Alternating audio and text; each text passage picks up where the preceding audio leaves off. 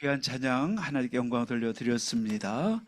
네, 오늘 우리 주신 말씀은 영원한 기념비를 남긴 가정, 이런 제목인데 같이 한번 제목 읽겠습니다. 시작. 영원한 기념비를 남긴 가정입니다. 네, 그 프리실라 아굴라 부분 우리가 잘 많이 예배를 드렸던 분들은 아실 겁니다. 네, 부부인데 항상 같이 다녀요. 이 부부는 특별히 한 번도 떨어져서 이름 불려진 적이 없고 항상 언제나 같이 갔던 부부로 특별한 모습을 보여줍니다. 그런데 이들이 아주 중요한 응답을 받고 영원히 기념비를 남기는 가정이 됐다, 그 얘기를 같이 나누려고 합니다. 그래서 브리스가 부부를 보면서 우리 가정 또 우리 미래를 같이 생각하면 좋겠다, 이런 생각이 듭니다. 자, 여러분과 저를 하나님께서 그리스도의 대사로 부르셨습니다. 바로 우리가 대사가 되려고 하면 굉장히 공부를 많이 해야 됩니다. 공부만 많이 해서는 안 되고 잘 해야 돼요. 잘할 뿐만 아니라 시험도 잘 봐야 돼요. 사법고시에 붙는 것만큼 옛날에 요즘은 어떤지 모르지만 그냥 전교 1등해도 안 돼요. 외모고시는. 이게 외교관이 된다는 거는 1등 중에 1등 해야 되는 거거든요. 그래가지고 시험을 잘 봐가지고 시험에 그것도 1등 하는 사람들 아주 소수를 뽑아요. 한번 뽑을 때 많이 안 뽑아요. 그래가지고 그들을 서기관으로 쓰고 미국 넌 영사관에 가서 서기관으로 일해라, 이래가지고 보내가지고 전 세계 돌려가지고 그 중에 잘하고 그 중에 잘해서 10년 20년 흘러가지고 아주 일을 잘해가지고 인정받으면 그때 되는 게 대사예요. 근데 여러분과 저는 아무것도 한 것도 없는데 그리스도의 대사라고 했습니다. 할렐루야. 예. 그래서 하나님은 여러분, 우리를 어떻게 생각하시는지를 생각은 해봐야 돼요. 우리가 그리스도의 대사가 된다고 하는 건 하나님 속에는 엄청나게 생각을 하시고 우리에게 해주신 말씀이거든요. 너희 1등 정도가 아니고 초특급으로 나는 너희를 생각하고 대우한단다, 이 뜻이에요.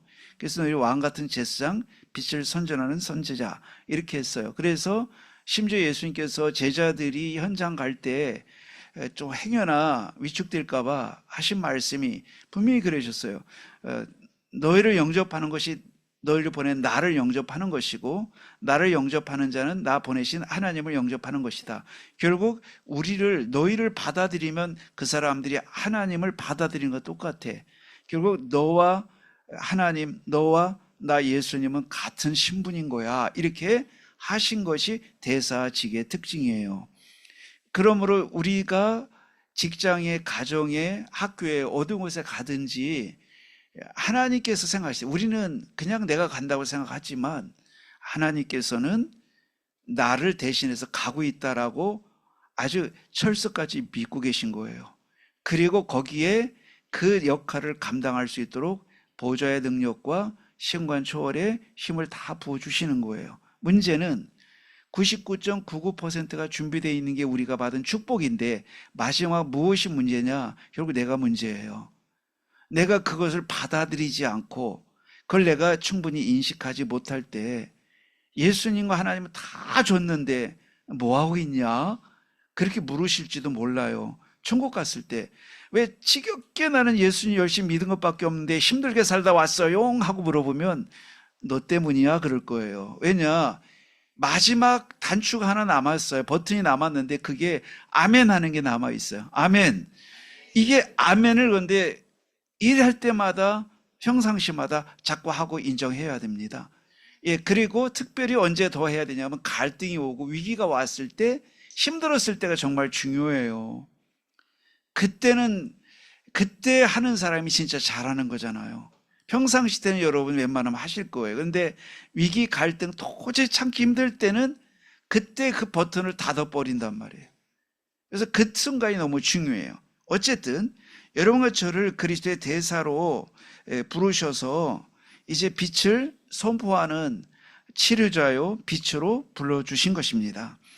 이제부터 우리가 그렇기 때문에 복음과 하나님 말씀을 계속 들으면서 우리가 뿌리 내리고 그것이 우리 생각에 각인이 되고 내 삶의 체질이 되기 시작할 때, 그때부터 하나님께서 한마디로 여러분 하나님의 말씀과 복음이 우리에게 텍스트북처럼, 교과서처럼 딱 들어가서 장착이 됐을 때, 그때부터 하나님은 우리를 통해서 많은 일들이 일어나게 하시는데 만남의 축복을 주시는 거예요. 그래서 우리는 만남이 축복이 되기 시작하는데, 만남이 축복이 돼야만 결혼도 성공하게 되고 사업도 성공하게 되고 목회자는 목회도 성공하게 돼요. 성공이 있다고 한다면 장로님들, 권사님들, 내가 집사님들 잘 만나야지, 도와드리겠다 저 목사님을, 이렇게 만나면 그 목사님 끝이 나는 거거든요. 반대도 마찬가지예요. 저 장로님 위해서, 저 권사님, 집사님, 저 청년 위해서 내가 기도를 진짜 하고 축복의 길을 열도록 내가 기도해야겠다. 그거보다 큰 복이 어디 있겠어요? 이게 만남인데, 내 자녀를 보면서 진짜 하나님의 사람으로 도와주고 길러야겠다. 그래서 말도 그렇게, 생각도 그렇게, 그리고 모든 걸 규모 있게 그렇게 가르친다면 그 아이는 수지 맞은 거지요. 될 수밖에 없으니까요. 이번 주에 여러분 이제 방글라데시 사역을 직접 못 가고 제주도로 갔다 왔는데, 거기 가서 목사님 만나서, 사모님 만나서 잠시 대화를 나누면서 자녀가 목사님이 됐어요. 신학교 졸업하고. 저도 잘하는 신학교 학생이에요. 근데 어려서 태중부터 어떻게 성장해 왔는지 그 얘기를 제가 들으면서 그렇겠구나. 그러니까 여기는 아예 목회자로 준비된 청년이에요. 30대 이제 중반도 아직 안 됐는데, 그래서 이렇게 복음으로 기르면 이런 후대가 나오는 거구나를 제가 이제 보면서 좀 배운 거예요. 그렇구나.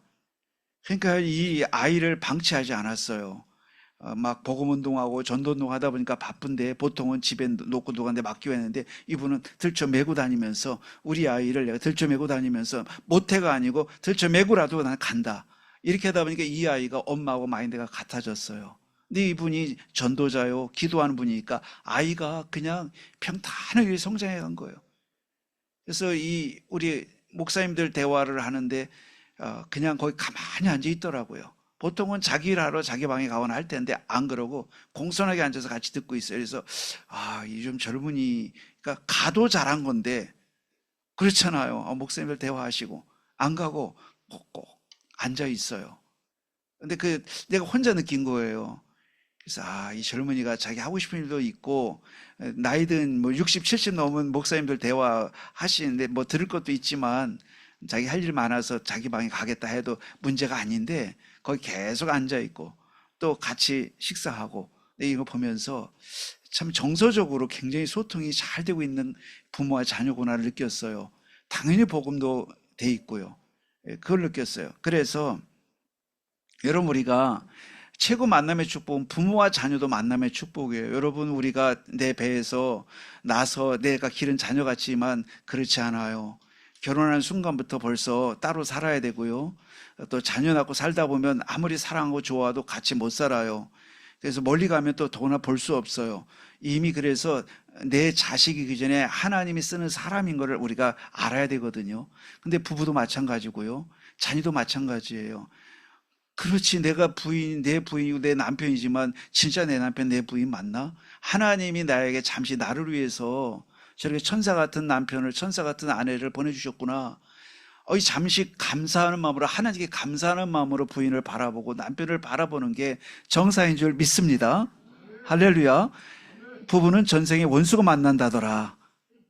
이게 불교에서 가르치는 거예요. 오죽했으면 그 말이 나왔겠어요.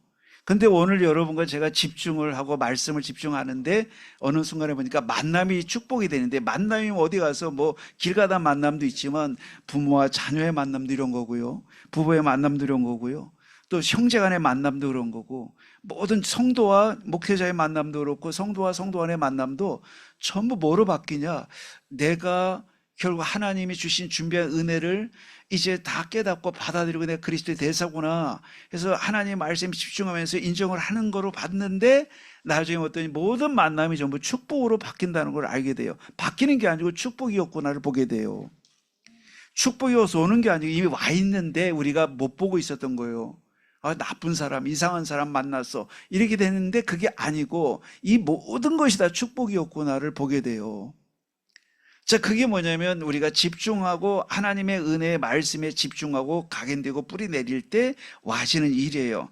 그래서 우리의 만남이 축복이 되니까 일단은 사업이 잘 된다, 일이 잘 된다, 이거 이전에 인생 자체가 달라지는 거예요. 네. 그렇게 하다 보니까 여러분과 저는 하나님께서 어떤 만남의 축복을 주냐면, 이제 우리가 빛을 자꾸 비추는 걸, 우리는 빛을 비추는 게 망대니까 망대 운동에 주역돼서 여러분 가시는 길에 어떤 만남의 축복을 주냐면, 하나님이 완전하게 준비한 사람과의 만남이 우리에게 주어지기 시작해요. 이걸 7포인트의 제자다, 남은 자다, 순례자다, 정복자다, 파송된 자다, 그 다음에 뭐예요? 파수꾼이다. 그 다음에 정말 복음을 위해서 헌신하는 정탐꾼이다. 그리고 세계 선교를 헌신하고 237 나라 5천 종족을 살리는 일에 자기 인생의 이유를 찾아서 그 복음의 깃발을 드는, 만민을 위해 길을 드는 자다. 이런 걸 다 종합해서 7포인트 제자라고 하는데, 이런 사람과의 만남이 이루어지는 건데요, 이런 사람과 만나지면 인생은요 대통령 10번 한 것보다 큰 축복이 돼요. 왜냐하면 그 축복, 대통령을 아무도 잊어먹으면요 아무도 기억 안 해요. 욕이나 하지. 예, 대통령은요 죽거나 욕이나 먹는 자리에, 적어도 한국에서 볼 때는 굉장히, 그래서 오래 사나 봐요, 욕 먹으니까. 그런데 사실은 하나님 7포인트 제자를 남긴다는 건 영원한 기억이 되는데, 오늘 이 브리스가 부부가 사실 이름도 없고 빛도 사실 없는 사람들이에요. 무슨 사도도 아니고 목세자도 아니고 이 사람이 무슨 직분자도 아닌데 영원한 기념비를 남긴 거거든요. 왜냐하면 이 사람이 결국 7포인트의 제자가 됐고 7포인트의 제자를 남긴 인물이었기 때문에 그래요. 자, 그래서 우리는 이제는 계속해서 우리가 여러분과 저를 통해서 계속해서 하나님의 은혜를 받고 계속 각인하고 집중하고 복음을 뿌리내리고 했는데, 어느 날 보니까 여러분을 통해서 자꾸 선한 영향력, 빛이 자꾸 전달돼가, 이거를 망대라고 그래요. 망대라는 건 계속해서 여러분을 통해서 생명이 살리고 치유되고 이런 일이 벌어지는데, 그게 전도자라는 목사님이나 전도자라는 권사님에게 일어난 일이 아니라 우리 모든 성도님들에게, 바로 그것도 나에게서 일어나는 일이라 하는 것입니다. 이게 하나님이 우리에게 약속한 축복이에요. 여기서 우리가 뭐를 있을 이유도 없고 필요도 없고 하나님이 당연히 우리에게 주신 거예요. 그래서 이거를 우리가 찾아 누리는데, 결국 우리가 이거를 믿음으로 받아들이고 이걸 하기 위해서 계속 집중하는 거예요.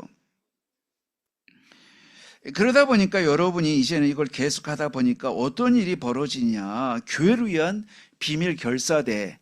비밀 결사대는요 일종의 특공대와 같은 거예요. 특공대가 가면 다 살려내요.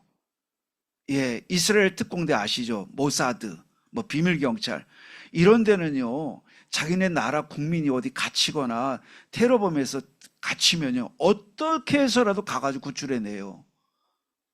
이스라엘은요 그야말로 2000년 동안 유랑을 하다 보니까 생존이 늘 주제였던 거예요. 그래서 떠돌이로 살았잖아요, 방랑하면서. 그래가지고 유럽에 흩어지고 아시아에 흩어지고 하다 보니까 눈칫밥을 먹고 살다 보니까 어디 딱 이사를 가면 제일 먼저 하는 일이, 문제가 생길 때 어디로 도망갈까, 그거 어디에 누가 유대인을 핍박하는 사람이 어느 쪽에 사는지, 유대인을 환영하는 사람이 누군지를 싹 분석하는 게 2000년 동안 쌓인 거예요. 첩보의 정보 부대의 최고 1인자가 이 모사드 부대거든요. 이 사람들은 2000년 동안 DNA로 굳어진 거예요. 왜냐? 생존해야 되니까. 그래서 유대인 핍박하는 사람이 저 북쪽에 사는구나, 빨리 무슨 일이 생기면 남쪽으로 도망가는 거야. 그리고 유대인을 환영하는 건 서쪽에 있구나, 그쪽 가서 장사해. 이게 아주 피부 속에 듣다 보니까 뭐 지금 이란의 그 정보망을 손바닥 들여다보듯이 보이는 게 뭐예요? 다 심은 거예요. 테헤란의 그 왕궁과 대통령궁 이런 곳에 다 자기 간첩이 다 들어가 있으니까 메시의 어느 날 뭐 나오는 거 다 알잖아요. 근데 보통 민족이 아닌 거예요. 그러다 보니까 싹 다 이걸 파악해가지고 정보의 최고예요. 우리들하고 차원이 다른 거예요. 이게 2000년 동안 생존해야 되니까 이제 오게 된 거지요. 그걸 비밀 결세대라고 하는데, 여러분 근데 이거는 이스라엘 백성 얘기고, 하나님이 그렇게 볼 때, 그 국가를 볼 때 모사들을 얼마나 귀하게 생각하겠어요. 너희들밖에 없구나. 너희들 때문에 이 나라가 살고 너희들 때문에 우리 백성이 다 사는구나. 얼마나 대우해주고 얼마나 하겠어요. 하나님의 모사드가 있는데 그걸 비밀결사대라고 하는데, 바로 여러분과 제가 이제 계속 하나님 말씀을 듣고 은혜 받고 집중하고 나도 모르게 각이 되고 뿌리 내리고 말씀이 체질됐는데, 그런 줄 알았더니 여러분을 통해서 자꾸 선한 영향력, 이걸 뭐라 해야 돼? 빛이라고 하죠. 빛이 자꾸 드러나서 사람들이 치유되고 살아나는 거예요. 이 사람들이야말로 누구다? 하나님 나라의 모사드예요. 결국 이걸 전도특공대 비밀결사대라고 하는데, 하나님 보실 때 눈에 넣어도 아프지 않을 최고의 소중한 존재인데, 이게 누구다? 따라합시다. 나다. 하나님이 그렇게 말씀하시는 거예요. 그래서 비밀결사대니 특공대니 이게 알고 봤더니 아, 영적 모사드라는 뜻이구나. 그러니까 이게 빠삭한 거예요. 이게 모사드는요, 눈이 다른 거예요. 동네 가서 그냥 멍하니 있지 않아요. 어느 쪽에서 이것이 문제가 되고 어느 쪽으로 가야 될까를 보통 사람과 똑같이 사는데 다른 거예요. 이게 여러분과 저예요. 우리 그냥 종교적으로 사는 것이 아니라 하나님의 눈을 갖고 어디에 하나님 계획이 있는지, 하나님의 뜻이 무엇인지 이걸 늘 질문하고, 하나님 계획이 이곳에 뭔지 이걸 보는 것이 전도특공대 비밀결사대인데요. 자, 이렇게 하다 보니까 나중에 이런 영적인 모사드인 이 사람들을 통해서 뭐를 준비하냐면 하나님 나라의 기둥을 준비하는데, 그게 뭐냐면 다음 세대 렘넌트를 준비시키는 거예요. 이 일을 하는데 쓰임받기 시작해요. 결국은 우리의 의미는 다음 세대가 준비됐느냐가 기준이거든요.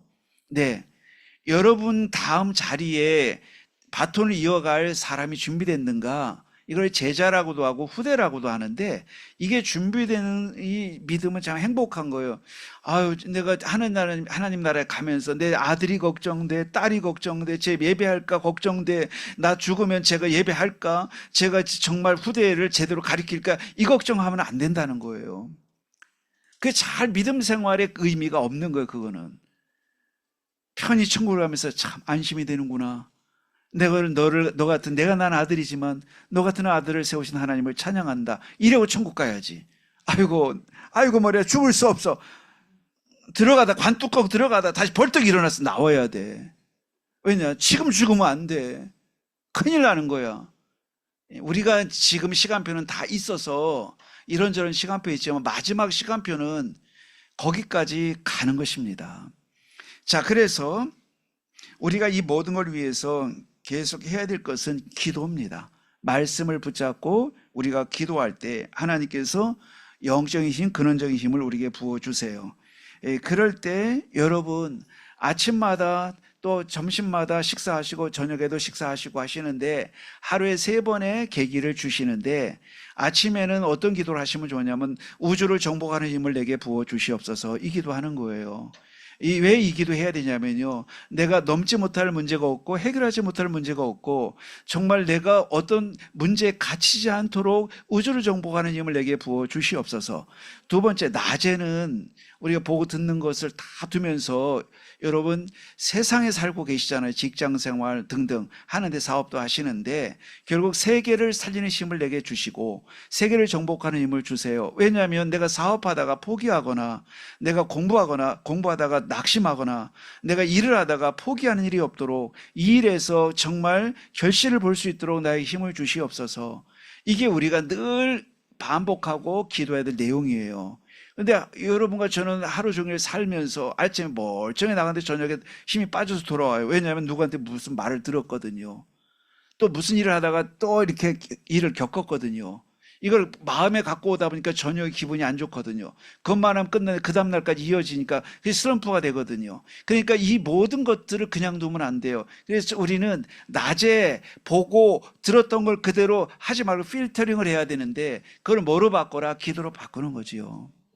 하나님 아버지, 이 세계를 정복하는 힘을 내게 주시옵소서. 어떤 사람의 말을 들어도 소화시킬 수 있는 힘을 주시옵소서. 어떤 환경을 만나도 넘어갈 수 있는 힘을 주시옵소서. 이거를 세계 정복하는 힘이라고 말해요. 이게 하나님 우리에게 약속하고 있어요. 그러니까 오늘 낮에는 여러분 일하시면서 많은 기도를 해야겠지만 순간이에요. 우리 성도님들이 이거를 그럼 몇 시간씩 하라 그 뜻도 아니에요. 순간순간 이거를 여러분 고백하고 독백하면서 여러분들이 한마디로 방어막을 치는 거예요. 필터링을 하는 거예요. 그럼 그것이 여러분을 상처를 줄 수 있어요? 상처 주려고 오거든요. 그리고 어때 상처를 주는데 누가 함께 따라오냐? 마귀가 따라와요. 아니 상처받은 것도 힘든데 마귀가 와서 이제 100배로 증폭을 시켜요. 그 인간이 왜 그랬지? 그 인간이 왜 그렇게 말했지? 내가 그렇게 형편없는 존재인가? 왜 그런 말을 했던 거야? 거기다가 그 인간이 그때부터 했던 게 그날 했던 것도 그런 것 때문에 그랬던 거야? 3일 전, 5일 전, 일주일 전에 다 끌어들이기 시작하는데 마귀는 특징이 고구마 줄거리처럼 쫙 빨아들여가지고요. 모든 사건을 그런 눈으로 보게 만들어서 헤어나지 못하도록 뭘 해요? 거미줄처럼 여러분 꽁꽁 묶어버려요. 그래서 순간순간 뭐였냐면 물리치는 길은요. 계속해서 우리 세상을 정복하는 힘을 내게 주시옵소서. 오늘 직장 갑니다. 무슨 말을 들어도 웃어 넘길 수 있는 힘을 주시고 내가 그 현장에 비친데 하나님 내가 힘이 없으면 되겠습니까? 하나님의 힘을 주시옵소서. 이걸 잘한 게 요셉이지요. 요셉이 막 억울한 일을 많이 겪었잖아요. 그래서 형들 때문에 팔려갔고 누명 쓰고 감옥 갔고 위기의 왕궁에 끌려갔고 뭐 성공하러 간 것도 아니에요. 근데 그때마다 요셉이 위축된 적이 한 번도 없어요. 왜냐하면 세계를 정복하는 기도를 했던 사람이에요. 하나님 아버지 나는 아무것도 없습니다. 진짜 나생입니다. 나를 도울 자 노바디입니다. 아무도 없습니다. 이러고 살았는데 그러나 하나님밖에 없습니다. 위에서 힘을 주십시오. 그리고 보좌의 능력을 내게 주십시오. 시공간 초월의 능력으로 함께 하심을 내가 믿습니다. 했는데 요셉이 무슨 방법을 쓴 게 아니고 그 빈 입으로 그거를 했는데 하나님 진짜로 그런 일을 벌어지게 드신 거예요. 하나님이 그래서 여러분 한번 생각해 보세요. 여러분 진짜 그런 일을 겪을 때 왜 이런 일이 벌어져 이렇게 주로 했나요? 하나님 감사합니다 했나요? 그 차이예요. 오늘부터 바꿔야 될 줄 믿습니다. 여러분 누구라고 그랬어요? 하나님이 99.99%를 다 준비해 놓고 우리가 터뜨리기만을 바라는데 내가 그 정복하는 기도를 안 하기 때문에 그걸 못 누린다 이거예요.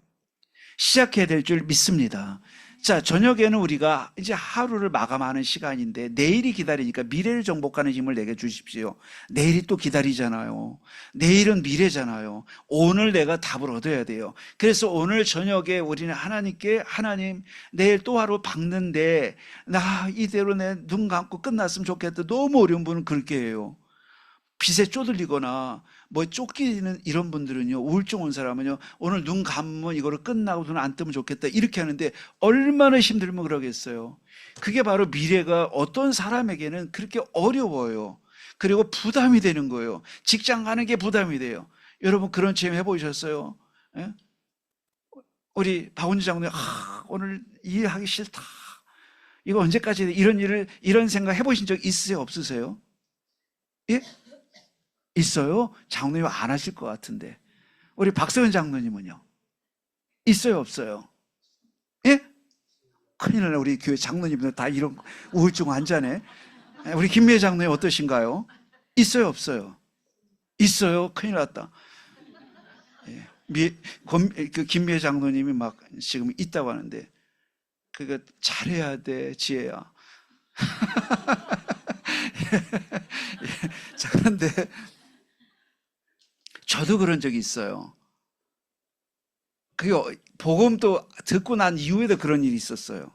그러니까 10년이 넘어서 한 15년쯤 됐는데 15년쯤 됐어요, 진짜. 복음도 한참 안에 어느 날 뭐가 마음에 살짝 들어와서 무슨 일이 있던 것도 아닌데 혼자 생각해.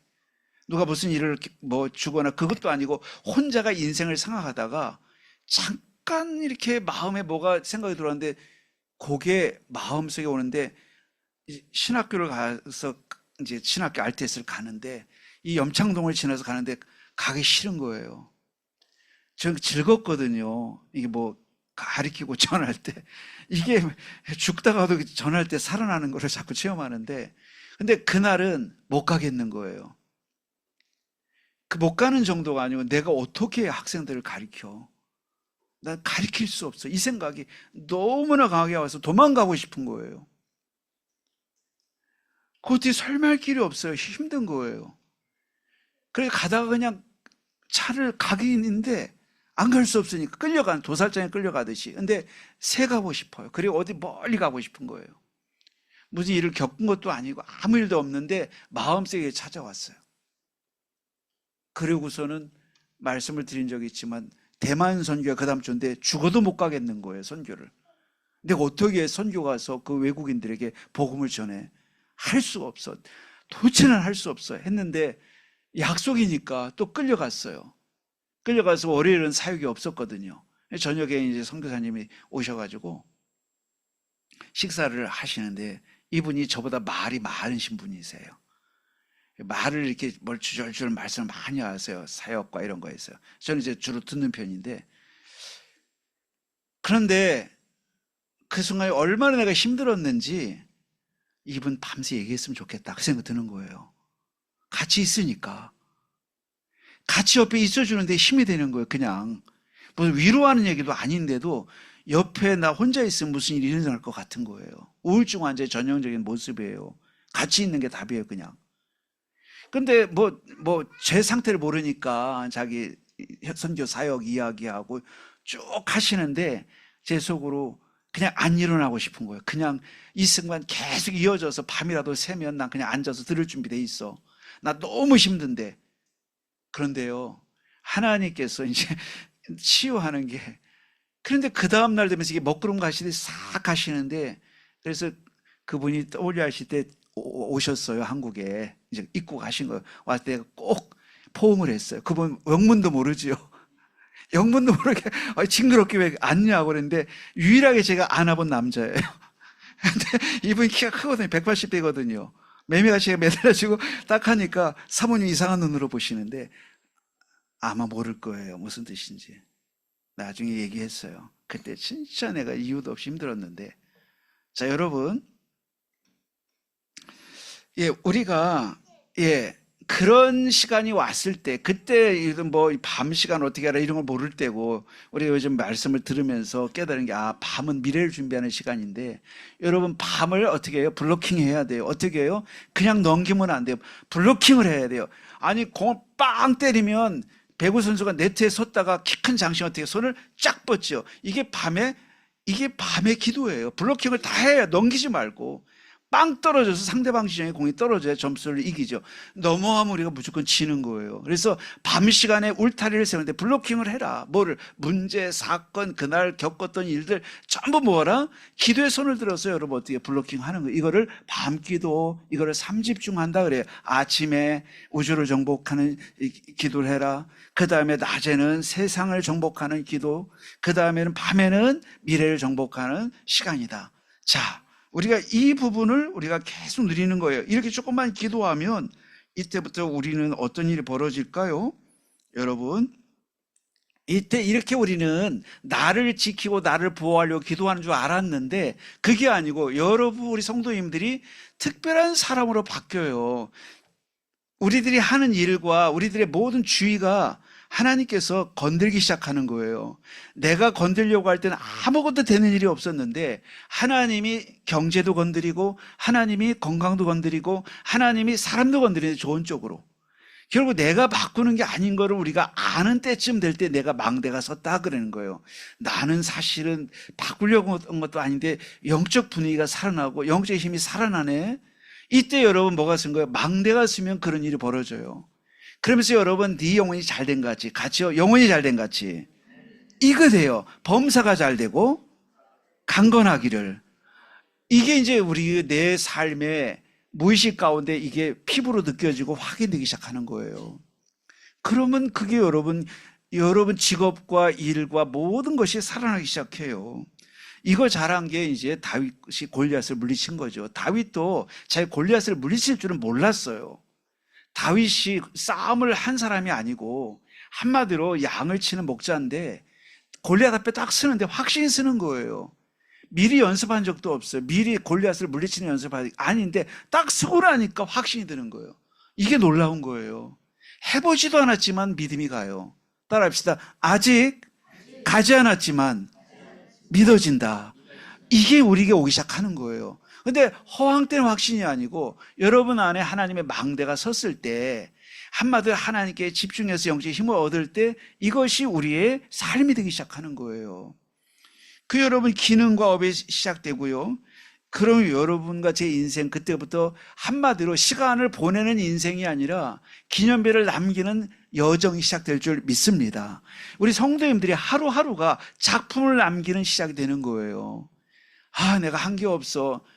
욕심 먹고 이제 한 것이 없어. 그건 이해가 돼요. 왜냐하면 열심히 안 산 건 아닌데 이렇게 하나님 원하시는 방향으로 안 살았을 때 하는 일이거든요. 그런데 우리들이 하나님 말씀을 듣고 영적인 힘을 얻는 시간을 갖고 계속 복음으로 집중을 할 때 우리에게 하나님이 여정이 참 꽉 찬 인생을 살게 하셨구나를 알게 돼요. 이거를 영적 이정표다 이렇게 말해요. 여러분, 이 모든 시작은 어디로부터? 예수를 그리스도로 믿는 데서 시작될 줄 믿습니다. 자, 예수는 그리스도입니다. 그리스도는 누구십니까? 하나님 만나는 길을 참 선지자 되셔서 나의 방황을 끝내셨습니다. 죄를 해결하신 참 제사장 되셔서 나의 모든 저주를 끝내셨습니다. 마귀를 멸하신 참 왕이 되셔서 나의 운명을 끝내셨습니다.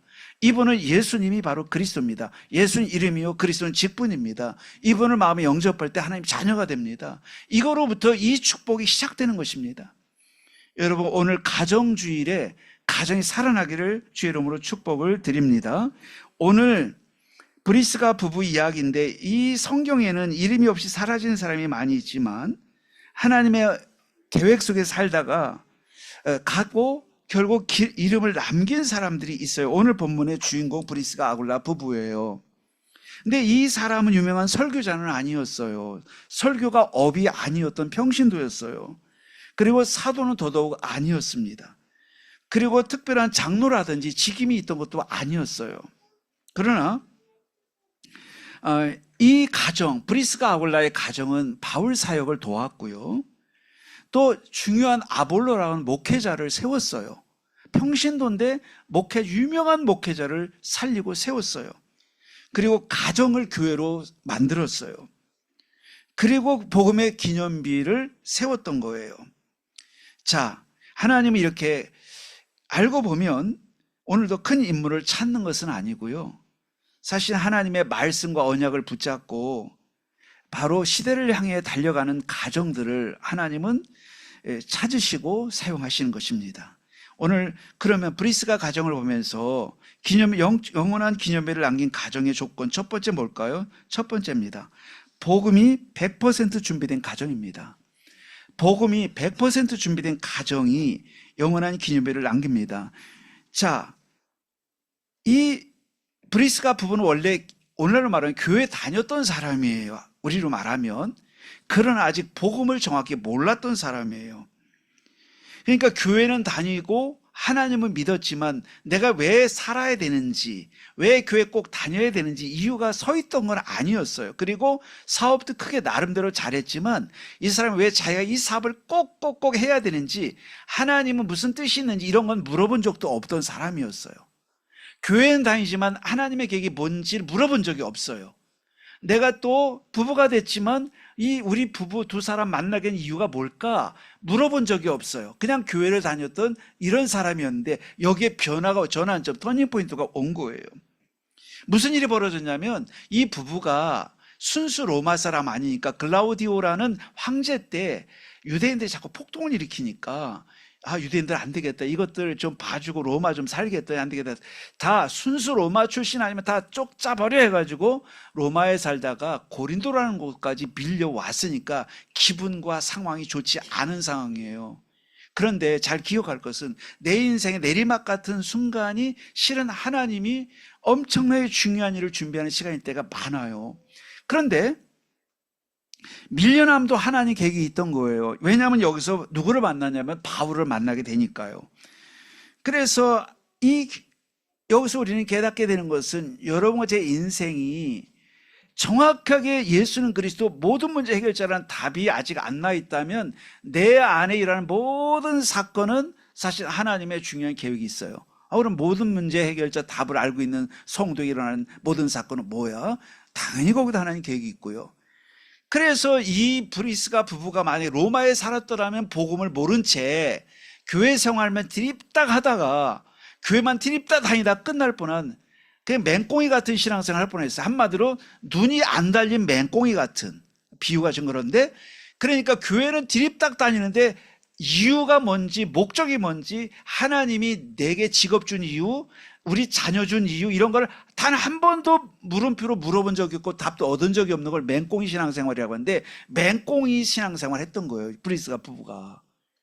누가 보면 종교 뭐야? 기독교? 출신은 모태신자? 그래서 못하는구나. 예, 그러니까 이게 이제 한마디로 말하면 브리스가의 상태였는데, 이 상태를 하나님 뒤흔드는 사건이 뭐냐면 로마에서 나가 그런 건데, 하필이면 그때 전도자 바울을 만났는데 바울도 역시 기분이 안 좋았어요. 왜냐하면 바로 아덴 전도에서, 아테네 전도, 요즘 그리스죠, 아테네 전도 갔다 철학자들을 만났다 된통 열매 못 맺고 좀 거의 실망스럽게 왔던 차인데 둘이 딱 만난 거예요. 근데 여기서 이제 복음이 터지는 일이 벌어졌어요. 그러니까 우리는 단정하면 안 되는 건 그런 거예요. 인생이 이게 내리막이 된다고 생각할 때 이게 전부인가? 그게 아니야. 하나님 계획이 있기 때문에 오히려 복음을 회복할 기회가 되는데요. 그래서 이때 예비된 이 중요한 위기 속에서 중요한 응답을 받아요. 그래서 우리에게는 뭐가 있냐면 하나님의 절대 계획이 있어요. 그래서 문제나 사건이나 어려운 상황이 될 때는 하나님의 절대 계획이 있음을 꼭 기억해야 됩니다. 바로 무슨 계획이었을까요? 결과적으로 볼 때 사도 바울이라는 전도자 바울을 만날 계획이 있었던 거예요. 그래서 이 사도 바울을 만나게 되는 걸 보면서 사건과 문제와 지금의 상황은 하나님의 절대 시간표다. 따라합시다. 하나님의 절대 시간표. 자, 무슨 시간표냐면 결국은 복음을 위한 절대 시간표가 준비되어 있던 거예요. 아마도 이때가 하나님이 이 브리스가 부부를 이렇게 살게 하면 안 되겠다 하셔가지고 몰아서 황제를 통해서 제도를 바꾸게 해서 밀려나게 했고 마침내 고린도로 와게 됐는데, 이때 하필이면 딱 맞춰서 바울이 도착한 시간에 딱 만나게 한 거예요. 이렇게 하는 이유가 뭐냐? 이건 어떻게 만들 수 없어요. 하나님이 우리를 세우기 위해서, 우리를 재창조하기 위해서 하나님이 모든 사건을 움직여 나가시는 거예요. 그런데 그 장기판을 승리하기 위해서 장기 두는 사람이, 한마디로 말하면 장기알들을 마음대로 움직여요.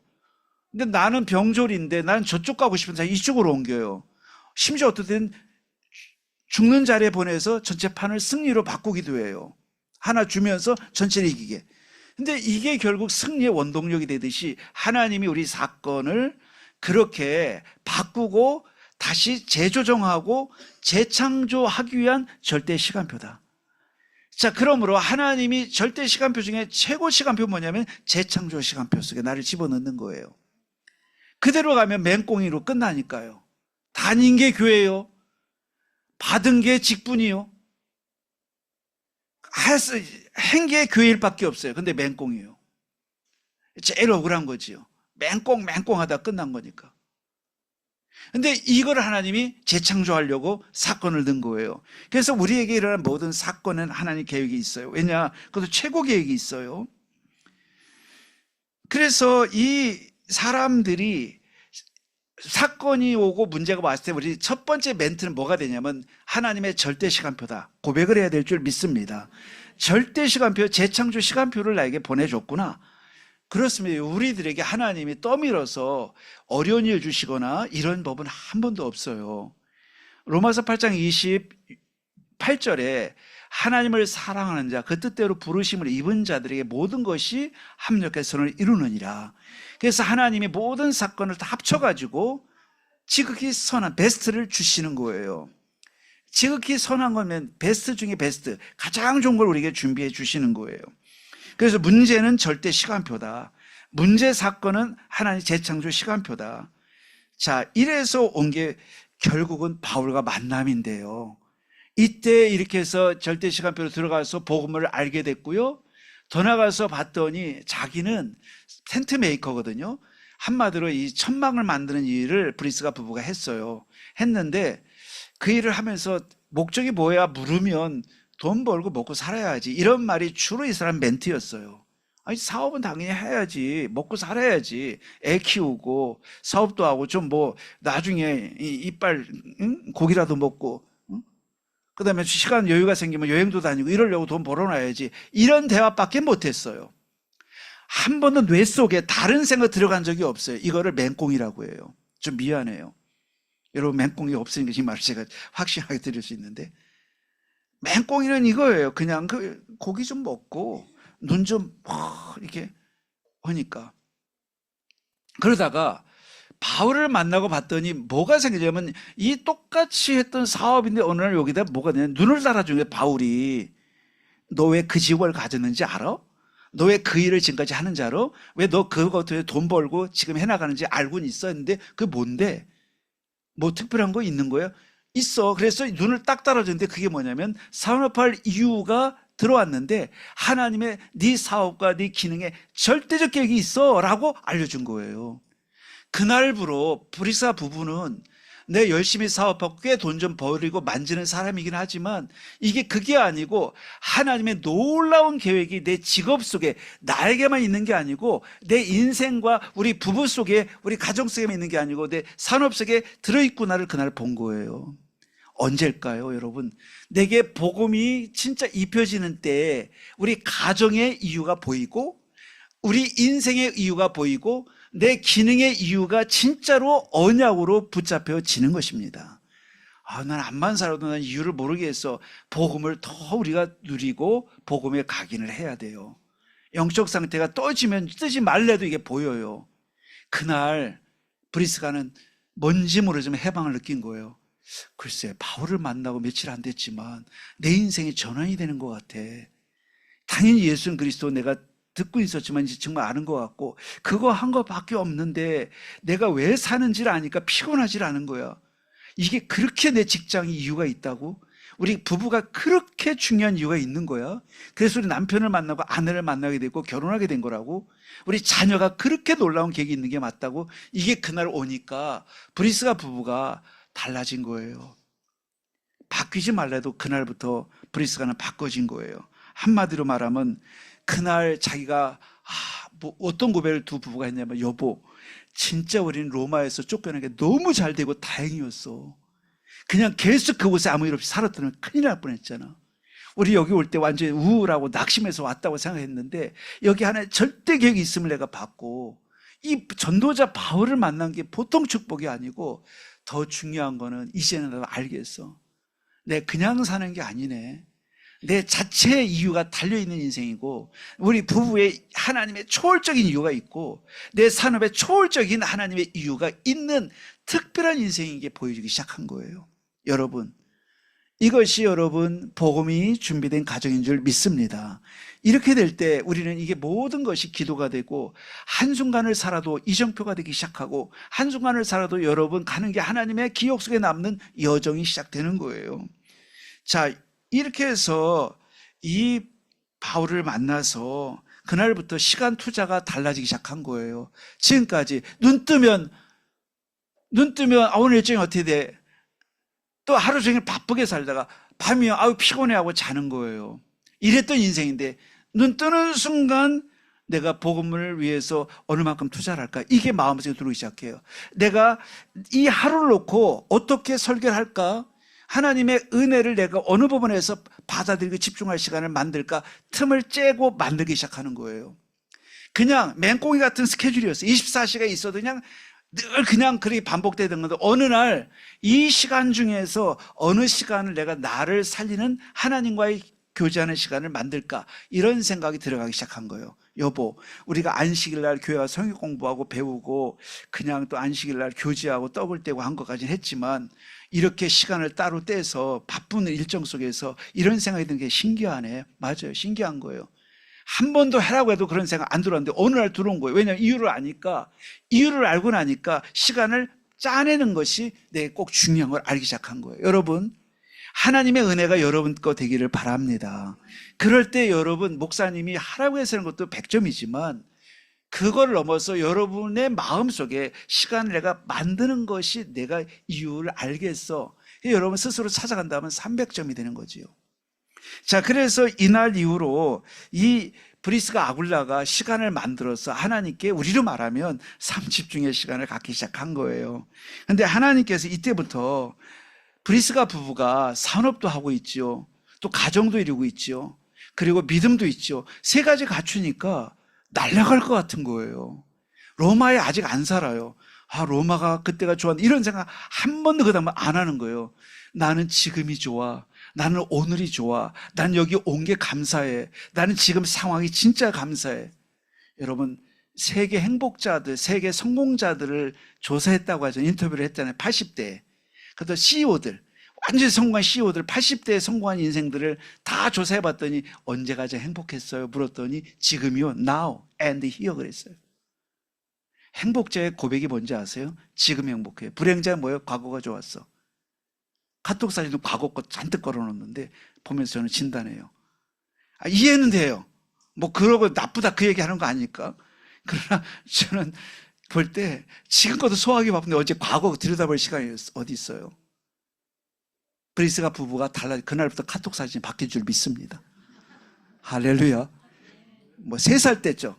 3살 때가 좋았죠요 그러거든요. 아, 좋았죠. 사랑받았으니까. 지금 더 사랑받는 걸 모른다는 뜻이에요.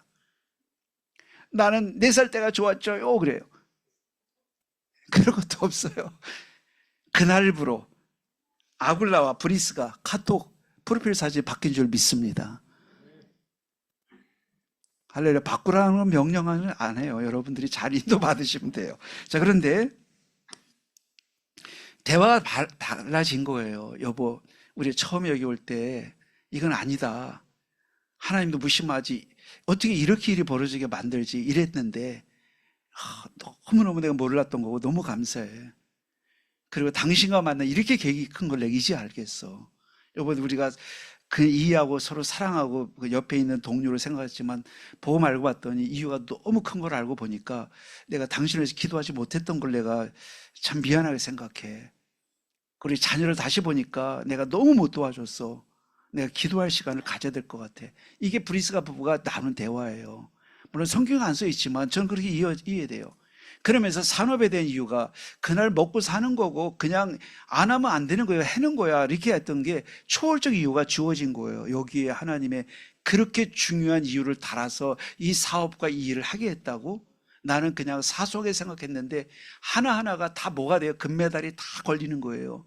내 사업도 금메달, 내 인생도 금메달이요, 내 자녀도 금메달이요, 우리 가정도 부부도 다 금메달로 바뀌기 시작하는 거예요.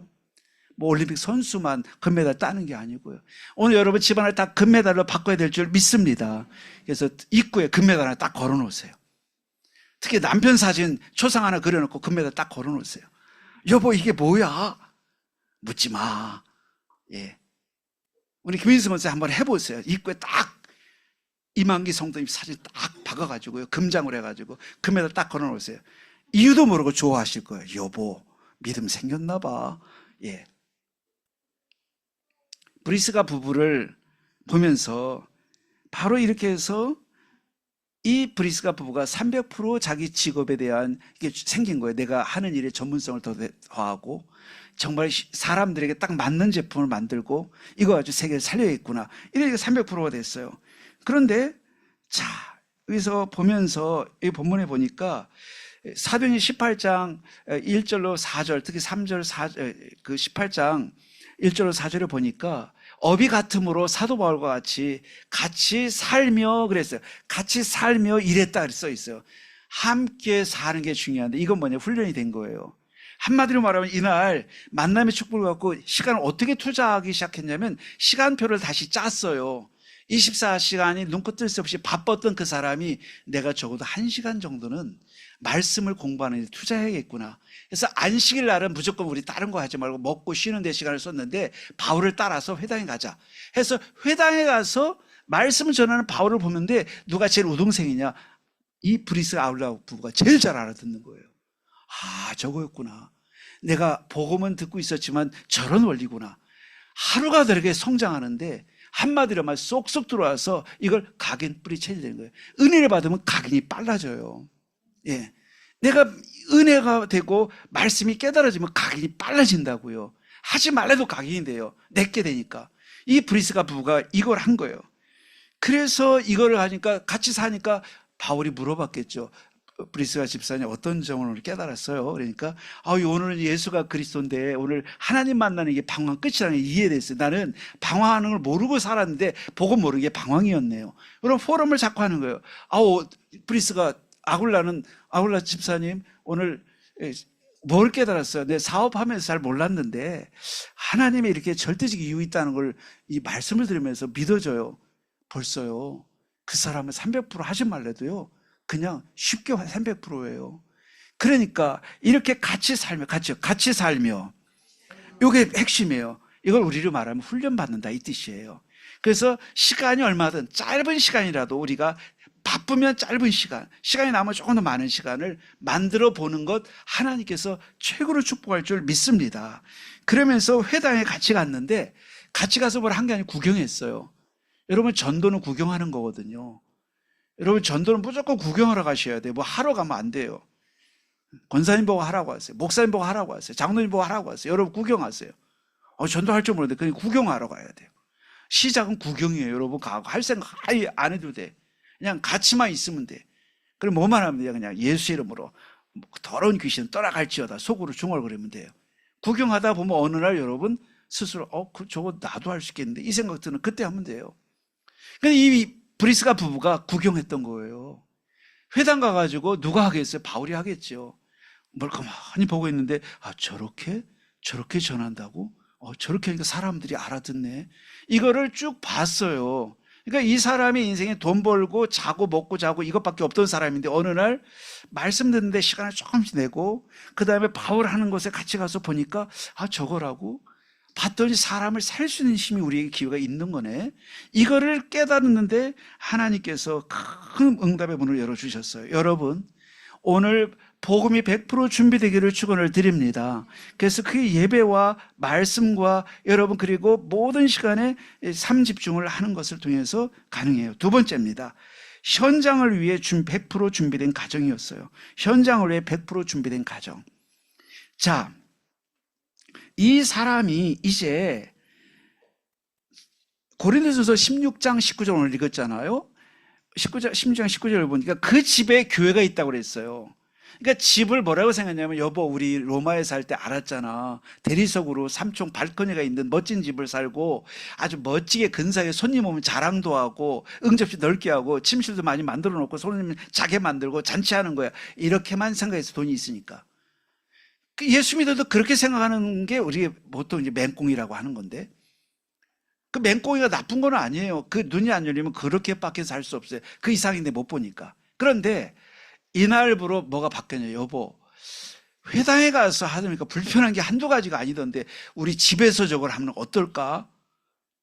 브리스가 어느 날 아굴라한테 그렇게 얘기하니까 여보 난 당신하고 무조건 밀어줄게. 당신 원한다면 나 같이 하고 그게 옳은 것 같아. 그 집에서 교회가 열린 거예요. 회당에 가니까 눈치 볼 게 한두 많은데 이제 말씀 듣고 싶은 사람이 많이 몰리니까 우리 집에서 하면 어떨까 했는데 열린 거예요. 그러니까 그 집이 뭐라냐? 그 집에 있는 교회. 같이요? 집에 있는 교회. 그러니까 누가 반대도 안 받고 누가 방해도 않는 여기 교회가 된 거예요. 한마디로 이제 자꾸 복음을 듣다 보니까 집의 용도가 하나님의 특별 계획이 집에는 있구나. 하우스가 아니고 하나님의 초월치구나. 오늘 그래서 집이 뭐가 되는 가정? 교회가 되는 가정. 자, 그래서 여기 보니까 오늘 칼럼에도 집이 교회가 된 가정이 웨슬리의 가정이에요. 그러니까 여러분과 저의 집은요, 손님 접대도 다 하시는데 어느 날 기능이 하나 생겨. 초월적 기능이 생겨. 우리 집은 이 땅에 발을 붙이고 살지만 시공간을 초월하는 하늘의 가정이야. 헤븐리 패밀리야. 한마디로 하늘의 가족을 모으는 가정이야. 그게 뭔데? 했더니 와봐. 와서 복음을 듣고 답을 얻는 거예요. 그래서 그 브리스가와 아굴라가 있는 집이 여보 우리가 이 경제가 여유가 있는데 하나 이유가 있었네요. 다 성도님들 돕고 살리는 일이 우리 일을 통해 하는 일인가 봐 했는데 오래 교회 다닌 것도 아닌데 이거를 깨달은 거예요. 브리스가 오래 예수 믿어서 깨달은 게 아니에요. 처음부터 복음을 듣고 은혜를 받으니까 금방금방 자라는데 야 집이 교회가 되면 어떨까 이 생각을 한번 했는데 이게 진짜 돼가지고 고린도전서 10장 19절에 집에 있는 교회가 된 거예요.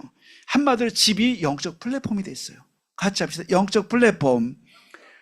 그러니 얼마나 하나님 기뻐하시겠어요. 하나님이 특공대가 맞아요. 모사드처럼.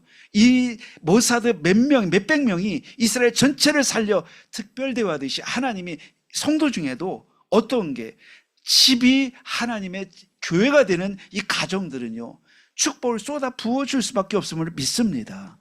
그렇습니다. 영적 모사드가 되는 거예요. 그래서 집이 전도 망대가 되고 자기 집이 정말 젊은 청년들이 와서 먹고 자고 쉬고 할 수 있는 영적 플랫폼이 되니까 거기서 인재가 일어나고 거기서 사람이 일어나고 그 회복이 일어나는데, 그래 하나님께서 그럼 소는 누가 키워요? 라는 질문을 하듯이요, 경제는 어떻게 들어요? 하나님 그렇기 때문에 경제를 부을 수밖에 없는 줄 믿습니다. 네 영혼이 잘된 같이 범사가 잘되고 강건하기를. 그런데요, 이거를 끝나질 않는 거예요. 집이 교회가 된 이 가정이 됐는데 나중에 아볼로라고 하는 유명한 사람이 고린도에 살았는데, 이 사람이 보니까 성경 박사예요. 능통한, 성경에 능통했다고 했어요. 근데 이 사람 얘기를 가만히 설교를 듣고 보니까 복음이 불확실한 거예요. 아굴라 집사, 브리스가 집사가 평신도인데 저 목사인 아볼로가 설교를 하는데 뭔가 성경 바삭한데 복음과 생명이 없는 거예요. 그래서 따로 불러다가 하나님의 도를 더 자세히 가르쳤다고 했어요. 그러니까 고린도전서 사도행전 18장 24절 28절에 보니까 하나님의 도를 더 자세히 풀어서 전했어요. 근데 놀라운 일이 벌어졌어요. 아볼로가 눈이 번쩍 열렸어요. 브리스가 부부 만나서 본인들이 눈이 떠진 것처럼 아볼로가 브리스가 부부 만나가지고 눈이 떠졌어요. 어떻게 된 거예요? 평신도가 목사님의 눈을 뜨게 한 거예요. 복음이 열리지 않으면 그 장님이거든요. 이 아볼로 박사님이거든요. 이분은요, 박사님인데 한마디로 복음을 모르고 있는 거예요. 성경은 막 외우고 다 하고 설교도 그냥 아주 철학적으로 막 별로 변증적으로 잘하는데 생명만 없어요. 생명 살리는 복음이 아닌 거예요. 이걸 알았고요. 어느 날 브리스가 부부가 또 얘기했겠죠. 여보, 저 목사님 너무 괜찮은 목사님인데 우리가 도와드려야 되지 않을까? 뭔데?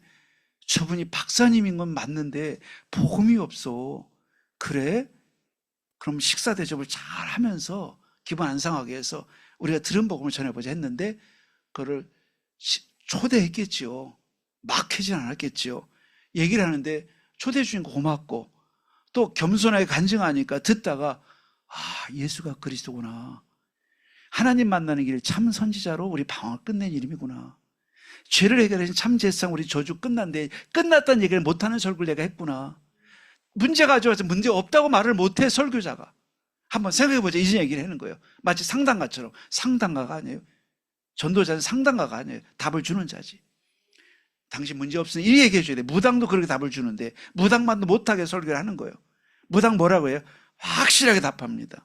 제가 가서 무당 점치는 거 봤더니 앞에 딱 앉아있어. 제가 대기하고 있어. 전도하려고 대기하고 있더니 앞에 손님한테 가가지고 지금 부부관계 안 좋으니까 북어를 갖다가 메고 어디 가다 돌을 얹어놓고 거기 한 달 기다려. 얘기를 이렇게 지시하더라고요. 근데 정확히 지시해줘요. 무당의 처방만도 못한 설교를 하는 아볼로를 보면서 왜 그런지 아볼로 목사님 아시겠어요? 글쎄 모르겠네. 난 그것 못해. 한번 생각해 봅시다. 한번 기도해 봅시다. 이런 얘기는 해도 아닙니다.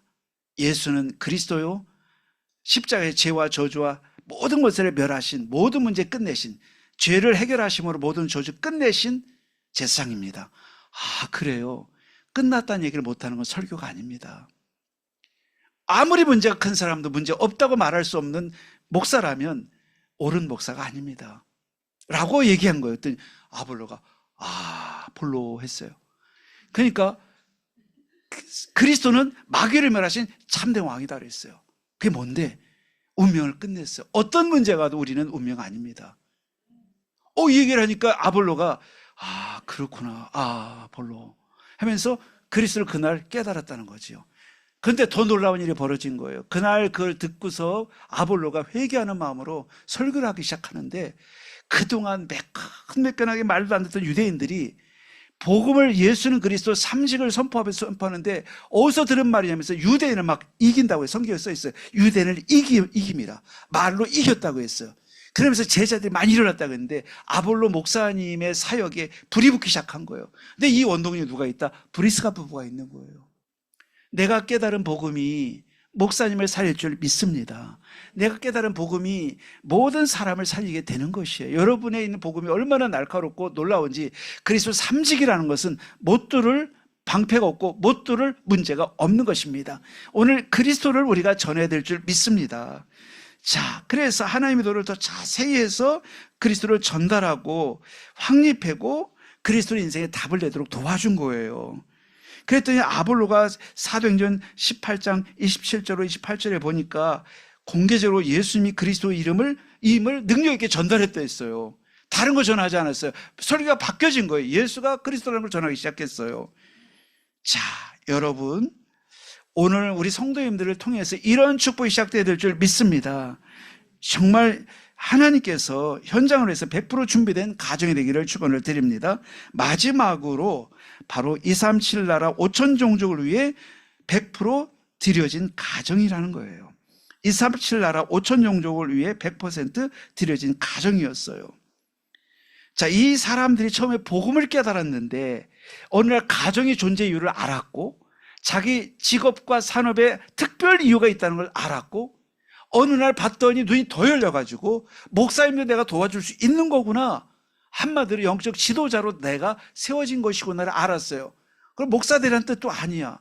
내 일을 그대로 하면서 나는 영적인 리더로 부름받은 사람이구나 알았어요. 근데 그걸로 끝나지 않았고요. 로마서 16장 3절에 보니까 바울의 동역자, 또 4절까지 보니까 목숨을 건 동역자가 됐어요. 목이라도 내놨다.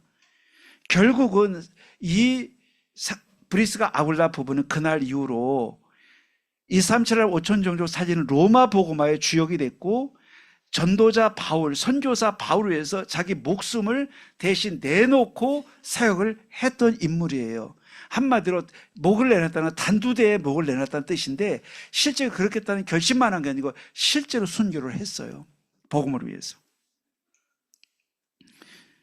저는 이걸 보면서 보호자요 동역자의 식주인으로 온 교회가 고마워한다고 했어요. 브리스가 딱 했더니 교회 성도들이 그 사람 어찌 잊을 수가 있어. 그분으로 해서 우리 믿음이 이렇게 생기고 이렇게 살아났는데, 전도자 바울이 볼 때 절대 잊을 수 없으니까 성경에 기록해야겠다. 그래서 성경에 기록을 딱 남겼어요. 로마서 16장 3절 4절에. 영원히 기억이 남았어요. 영원한 기념비가 됐어요. 바로 이 사람들은 복음이 100% 준비되어 있었고, 또 교회를 100% 준비돼서 섬겼고, 또 237 나라 선교를 100% 준비해서 섬겼어요. 시작은 복음으로 시작했지만 끝은 237 5천 종족으로 마무리가 됐어요. 기념비가 됐어요.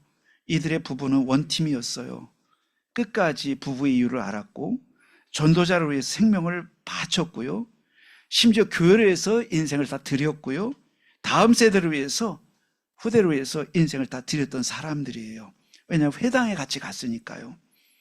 그래서 사도 바울은 이 인물이 고마워서 영원히 로마서의 기록에 남겼습니다. 그러므로 우리 언어로 말한다면 셋들 성전운동의 주역이 됐고요. 금토일시대 운동의 주역이 됐고요. 묵상시대 운동의 주역이 됐어요. 완전한 모델이 브리스가 부부였어요. 오늘 여러분, 우리에겐 초월적 이유가 있는 신분입니다. 여러분 그냥 평범한 신분은 아닙니다. 하나님 초월적 이유가 있고, 이유를 다 붙이세요. 여러분 정체성에 붙이고, 여러분 가족에게 붙여주고, 여러분 사역에 붙이고, 기능에 붙여야 돼요. 나는 초월적 이유가 있고 하나님 절대 이유가 있다. 그래서 여러분 금메달을 다 걸어야 돼요. 걸어놓고 출발하는 거예요. 왜냐? 이제 우승해놓고 출발하는 사람이니까 결국 계속해서 승리할 수밖에 없어요. 오늘부터 여러분 정말 여러분을 통해서 가정이 새로워지고 인생이 새로워지고 후대가 새로워지기를 축원을 드립니다. 오늘 특별히 삶 집중을 시작하는 날이 되면 좋겠고, 또 지속해서 흔들림 없이 여러분 집중이 루틴이 되는 우리가 되면 좋겠고요. 그래서 여러분 통해서 절대 망대가 세워져서 삶들 237 나라 살리고 목상시 살리는 주역이 되는 여러분과 제가 되기를 주의 이름으로 축원을 드립니다. 하나님께 감사드립니다. 브리스길라 아굴라처럼 복음을 위해 준비된 가정이 되게 하여 주옵소서. 문제와 위기 속에서 하나님의 절대 계획을 보게 하여 주옵시고 우리 개인과 가정이 말씀 운동의 플랫폼이 되게 하여 주옵소서. 237 나라 5천 종족 살리는 영적인 파수망대가 되도록 축복해 주옵소서. 예수 그리스도 이름으로 기도하옵나이다. 아멘.